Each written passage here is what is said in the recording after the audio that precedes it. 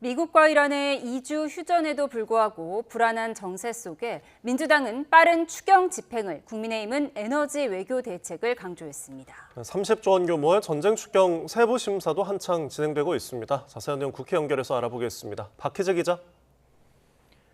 네, 국회입니다. 네, 중동발 정세, 여야는 각각 어떤 입장입니까? 네, 대응책 마련 필요성에는 여야 모두 한 목소리를 내고 있지만 셈법은 다소 다릅니다.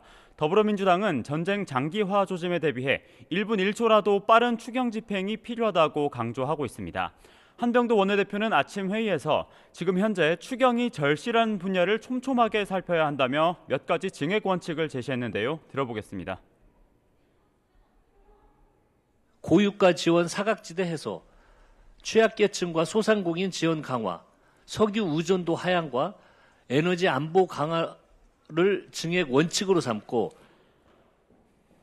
이어서 민주당 을지로위원회는 주유소 정유사 상생 협약식을 열어 사후정산제 윤리혼합 협약을 주도해 주유소 기름값 안정책을 마련했고, 플라스틱 대기업 중소기업 간에도 상생 협약식을 통해 공정한 납품 대금 지급에 필요한 협약을 체결했습니다. 국민의힘은 에너지 수급책과 외교에 집중했습니다. 장동혁 대표는 아침 회의에서 호르무즈 통행세 현실화에 대비해 유류세 일시 조정부터 에너지 공급선 다변화 정책을 촉구했는데요. 특히 외교가 민생인 상황이 펼쳐질 거라면서 적극적인 대미 외교를 주문했습니다. 들어보겠습니다. 외교 천재 자처하는 이재명 대통령, 즉각 트럼프 대통령과 한 라인을 가동하기 바랍니다. 추경에 대해서는 목적에 맞지 않는 엉터리 예산들이 여럿 포함됐다면서 꼭 필요한 예산은 채워넣고 나머지는 삭감해야 한다고 지적했습니다. 오후 2시부터는 중동발 위기 대응 추경에 대한 비공개 예산안 조정 소위 심사가 시작됐습니다. 추경안을 면면히 따져 최종 조정하는 작업입니다.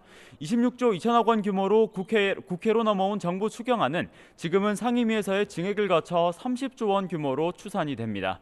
조정 소위에서는 중화권 관광객 유치 지원과 태양광 사업 그리고 고유가 피해 지원 대상 등이 쟁점이 될 것으로 보입니다.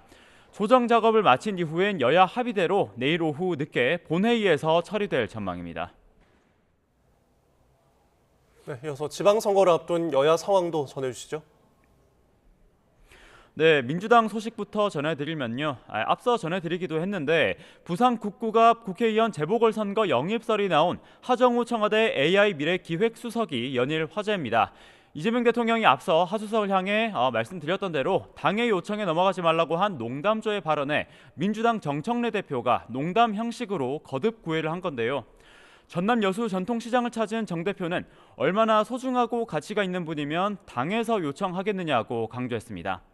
반면 민주당 전북지사 경선을 놓고는 내부 파열음이 잇따르고 있습니다. 후보인 안호영 의원은 SNS에서 당 지도부를 겨냥해 후보인 김관영, 이원택에 대한 감찰 잣대가 공정했느냐고 지적했습니다. 앞서 김관영 전북지사에게 현금 살포 의혹 직후 제명을, 술, 식사비 대납 의혹이 있는 이원택 의원은 무혐의 결론이 내려진 점을 꼬집은 겁니다. 오후에는 지방선거 최대 격전지 서울시장 본경선 3파전 결과가 발표가 됩니다. 과반이 나오지 않으면 17일부터 사흘 동안 결선 투표가 진행됩니다. 국민의힘은 최고위원회의 도중 사실상의 유세 발언을 한 지도부 인사 문제로 시끄럽습니다. 경북지사 경선 후보인 김재원 최고위원, 그리고 경기지사 예비 후보인 양양자 최고위원 얘긴데요. 김 최고위원은 회의 공개 발언에서 경쟁자인 이철우 현 경북지사에 대한 공세를, 양양자 최고위원은 공관위의 후보 결정 연기를 지적한 겁니다. 이에 장동혁 대표는 절제와 희생도 필요하다는 공개의 경고를, 정점식 정책위의장도 공개 사과하기도 했고요. 박덕흠 공천관리위원장은 기자들과 만나 최고위원 당직자를 콕 집어서 자제할 것을 강력히 요청한다고 경고했습니다. 이후 공관위는 본격적으로 재보궐선거가 확정된 5곳 지역에 대한 전략회의를 진행하는데 무소속 출마가 점쳐지는 한동훈 전 대표 변수도 논의될 가능성이 있습니다. 한편 현장 검증에 나선 여야 검찰 조작기소 특위위원들은 서울중앙지검과 수원지검에서 또다시 충돌했습니다. 민주당은 대장동 수사 당시 서울중앙지검에서 남욱 변호사를 구치감에 2박 3일 동안 머물게 하면서 인권 침해를 했다고 주장했고, 국민의힘은 국정조사 자체가 잘못됐다고 비판했는데요. 이 과정에서 국민의힘 위원들이 입장을 거부하는 등 신경전도 벌어졌습니다.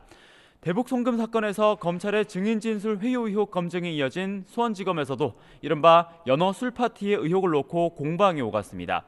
여야 모두 당시 기록에 담긴 상황을 직접 시연하면서 의혹이 사실이다, 허위다, 날선 비판을 주고받았습니다. 지금까지 국회에서 YTN 박희재입니다.